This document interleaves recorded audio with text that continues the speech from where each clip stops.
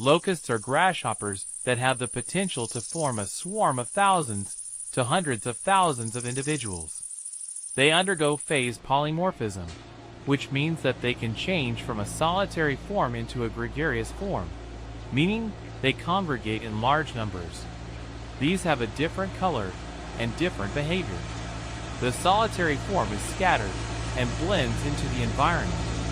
The gregarious form arises from an increase in population density, which causes the locusts to aggregate. Locusts need to multiply, concentrate, and aggregate for swarms to form.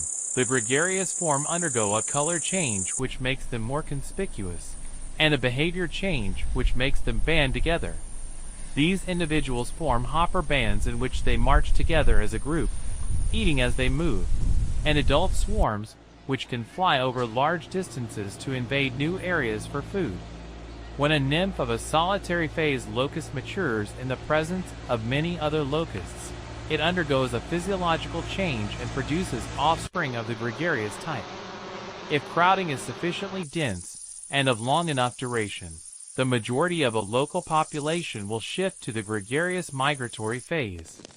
The young of a gregarious phase locust, on the other hand, will produce offspring that revert to the solitary phase if it matures in isolation. The solitary phase is the normal state of the species, the gregarious phase being a physiological response to violent fluctuations in the environment. Migratory swarms do not form in regions favorable for the growth of a species. Instead, they form in marginal regions in which suitable habitats are scarce. A succession of favorable seasons enables a population to expand in numbers, so that individuals are forced into marginal areas. When unfavorable environmental conditions occur in the marginal regions, individuals are forced to return to smaller, permanently habitable areas, resulting in crowding and triggering the physiological shift to the gregarious form.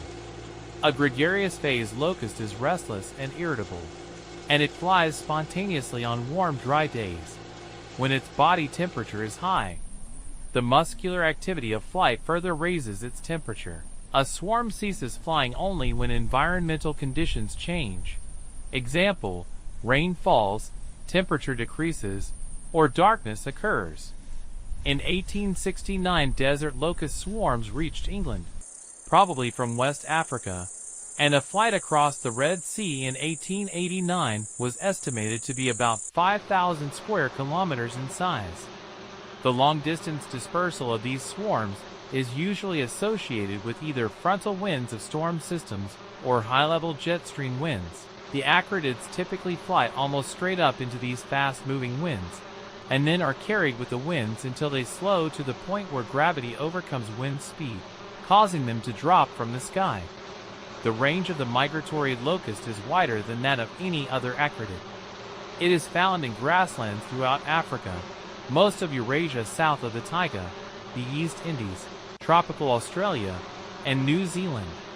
The desert locust inhabits dry grasslands and deserts from Africa to the Punjab and can fly upward to about 1,500 meters in huge towers of individuals. The smaller Italian and Moroccan locusts cause extensive plant damage in the Mediterranean area, without as far east as Turkestan.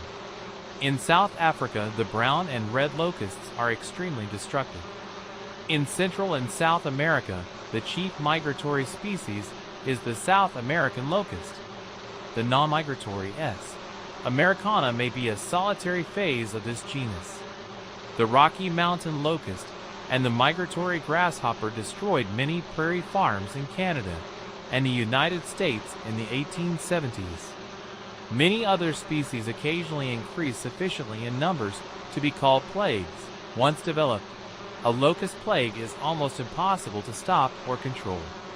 Control measures include destroying egg masses laid by invading swarms, digging trenches to trap nymphs, using hopper dozers, using insecticidal baits, and applying insecticides to both swarms and breeding grounds from aircraft.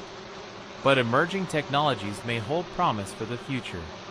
For example, the National Oceanic and Atmospheric Administration recently partnered with the United Nations to repurpose technology used to track smoke plumes from fires to predict the migrations of locusts, the Scientific American reported.